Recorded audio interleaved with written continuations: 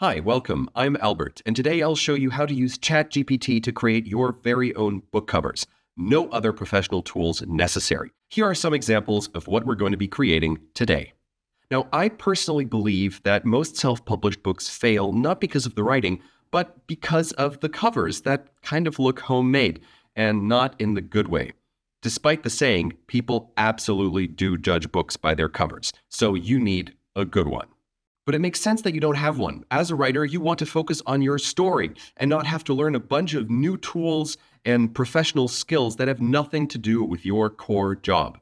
So what do? Well, you can't really hire one of the cheap gig workers online because they don't do better work than you could yourself. And the really good professional designers, well, they work with the publishers who have all the budget. So AI is your friend because all you're replacing there is your own wasted time. But you still get to control the process. So let's get started. You probably already roughly know what you want your cover to look like, so sketch it out on a 6 by 9 inch canvas. I used my iPad for this, but honestly, you could even take a Sharpie to a piece of paper and then take a photo. With this input image, ChatGPT will know not only what you want to see, but will also output a correctly sized image for standard US trade novels. I'm adding my title and name directly to the sketch, so I don't even need to prompt it later. Step 2 is finding visual inspiration online. Because I personally adhere to the FAIR Codex of responsible generative AI use, and I encourage you to do the same, I won't just Google images that I like to then feed into the AI. I'll instead search Pexels and Unsplash.com for royalty-free pictures that I'm allowed to use that include elements and styles I enjoy. I like how the guy in this one looks, and I enjoy the colors from this here. Next, I'll open up ChatGPT and make sure I'm using the 4.0 model, which has the brand new image generation features. Right now, only Plus subscribers can use these features, but OpenAI has said they want to expand it to all users. And hey, I'm willing to invest $20 in my novel to get a whole month of this. In this new chat, we can upload our sketch and reference images. Then we add this prompt, which you can find down in the video description.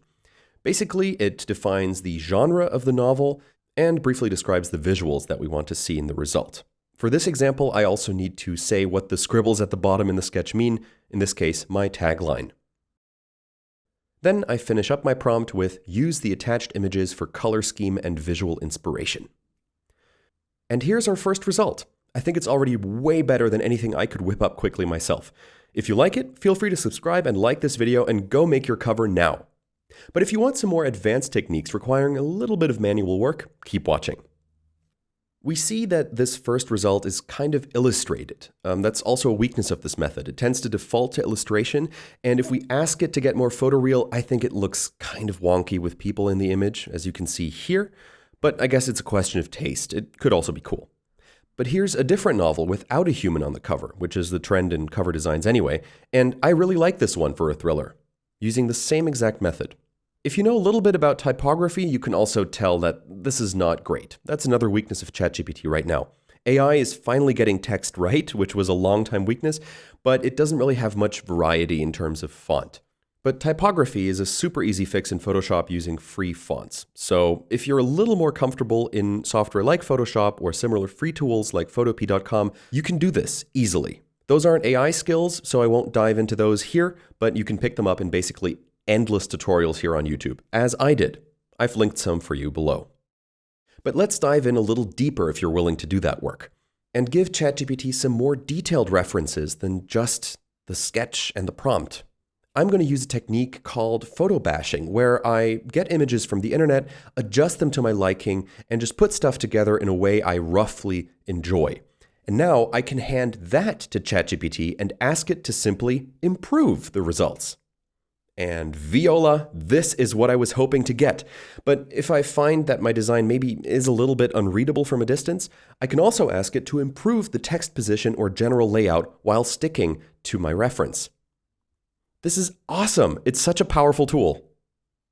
Now, while I'm at it, I just want to go totally nuts and try something I've been thinking about, where I just combine a bunch of multiple real photos, cut them out, and put them together into a rough version of what I'm imagining, and see if this is going to work.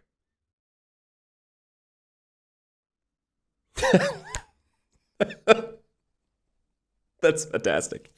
Okay, don't show this to your kids if they just watched Harry Potter, but ChatGPT really, really got cool. And I'm not a fan of OpenAI, but this feature is incredible.